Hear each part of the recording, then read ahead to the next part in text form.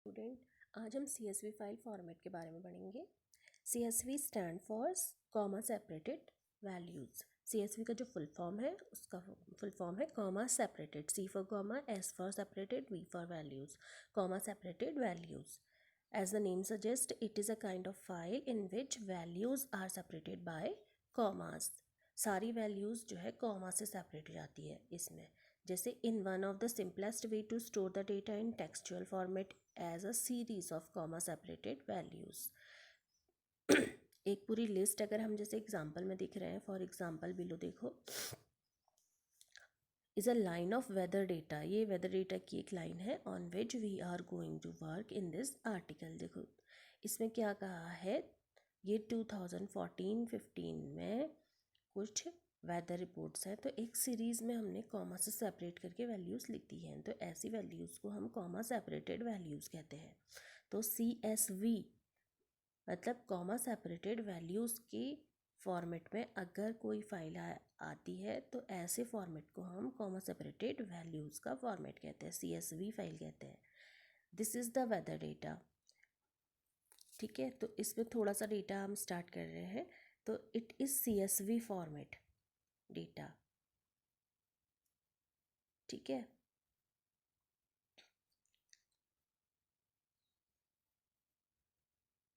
और ये डेटा अगर आप ये डेटा देखो ऐसे दिखाई दे रहा है, ये एक टेबल में दिखाई देता है। आप देख रहे होंगे कि डेटा जो है ऐसे दिखाई दे रहा है एक टेबुलर फॉर्मेट में। इस टेबुलर फॉर्मेट से हमने इस CSV डेटा को टेक्स्ट डेटा में बदलना है, मींस कॉमा सेपरेटेड वैल्यूज़ के फॉर्म में बदल देना है। तो इसमें जो ये डेटा है, इसकी जो फर्स्ट लाइन होती है उसको हम हेडर कहते हैं। ये तो आपको पता ही है, टेबल का जो कॉलम्स के नेम लिखे हैं जैसे station name, date, PRCP, TAVG, TMAX, TMIN, इनको हम हेडर्स कहते हैं। तो parsing the CSV file header. अब हम क्या कर रहे हैं, ये जो वैल्यूज़ हैं इनको हम CSV फाइल में क्या करते हैं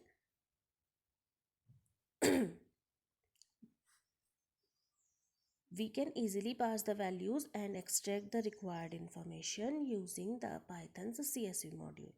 तो CSV मॉड्यूल आपने पढ़ाई था पहले भी, तो इस मॉड्यूल से हम क्या करते हैं, वैल्यूज़ को पास कर सकते हैं।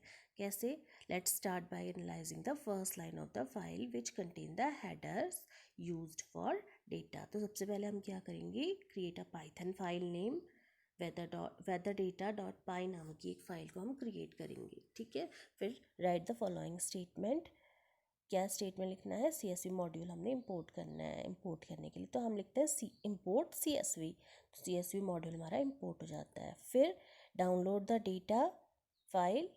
जो डेटा फाइल है हम यहाँ पर से, अगर आप प्रैक्टिकल कर रहे हो तो इसमें देख सकते हो, लिंक लिखा है कि डाउनलोड डेटा फाइल। कोई डेटा फाइल हम डाउनलोड करके रख देते हैं। फिर क्या करेंगे, उसके बाद open the file using pythons open function. तो ओपन फंक्शन क्या है, देखो फाइल नेम, अगर हम फाइल का नेम लिख रहे हैं, file name is equal to सित्वा weather weather underscore 07_2018.simple.csv। CSV file हमने एक डाउनलोड करी, उसका नाम यह है, उसका फाइल का नाम हमने फाइल नेम रख दिया। अब फाइल नेम को कैसे ओपन करेंगे हम, तो विथ ओपन नाम की एक हमारे पास फंक्शन है। विथ ओपन और अंडर ब्रैकेट में लिखेंगे फाइल नेम एज f। हमने f एक वेरिएबल दे दिया है। ये स्टेटमेंट अगर हम लिखते हैं तो फाइल हमारी f नाम के ऑब्जेक्ट में चली जाती है। जो हमारा फाइल नेम है, कोई भी ABC जो भी हमारी CSV फाइल होती है .csv एक्सटेंशन के साथ, वो फाइल अगर हमने फाइल नेम में दी हुई है तो विद ओपन और उसके अंदर ओपन के फंक्शन के अंदर अगर हम फाइल नेम लिख देते हैं तो एज f लिखते हैं अगर, तो ये क्या होती है, f नाम के वेरिएबल में चली जाती है।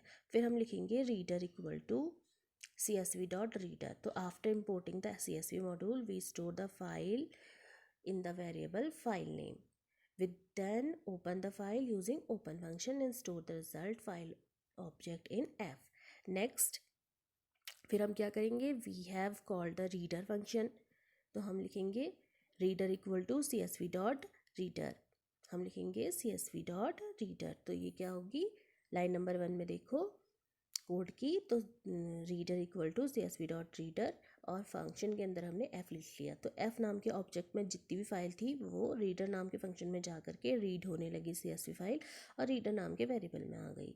अब इसका हेडर अगर हमने पढ़ना है तो हम लिखेंगे header underscore row equal to header underscore row क्या है, वेरिएबल है, इज इक्वल टू नेक्स्ट। हमने लिखा नेक्स्ट। नेक्स्ट फंक्शन क्या करता है, which return the next line in the file. तो रीडर फंक्शन ने क्या करा था, reader function of the CSV module को कॉल करते ही the first file object f to it as an argument. This function create a reader object associated with the file. उसके बाद जो CSV का हमने नेक्स्ट फंक्शन लगाया तो हम क्या करेंगे, reader underscore row is equal to next reader. इस लाइन में हमने क्या किया कि ये function which return the next line in the file. Next function accept the reader object as an argument, so it returns the next line of the file with which reader object is associated. उसके we only call the only need to call the next function once to get the first line, ठीक है, of the file which contain header normally। तो इसमें क्या होगा, next line में header store हो जाएगा। उसके बाद हमने क्या कर देना है, प्रिंट हेडर अंडरस्कोर रो करेंगे हम लाइन नंबर 3 में। तो हेडर जो होगा वो हेडर नाम का जो वेरिएबल था हमारा अंडरस्कोर रो नाम का वेरिएबल वो प्रिंट हो जाएगा और इस तरह से ये आउटपुट आपको दिखाई देगा। जो ऊपर वाला आउटपुट था अब जो है वो सारे टेबल्स हट गई और ये कॉमा सेपरेटेड फॉर्म में आपको दिखाई देने लगा। तो reader process the first line the comma separated value and store each as an item in the list. For example जैसे Tmax denotes maximum temperature for that day। तो ये आपको दिखाई दे रहा है, इस तरह से हेडर आपको दिखाई देने लगेगा। जो भी हमने अगर हम लिखते हैं प्रिंट रीडर तो रीडर पे सारी वैल्यूज़ आपकी दिखाई देने लगती है। तो इस तरीके से हम कॉमा सेपरेटेड फाइल को नॉर्मल टेक्स्ट फाइल में हम कन्वर्ट करते हैं।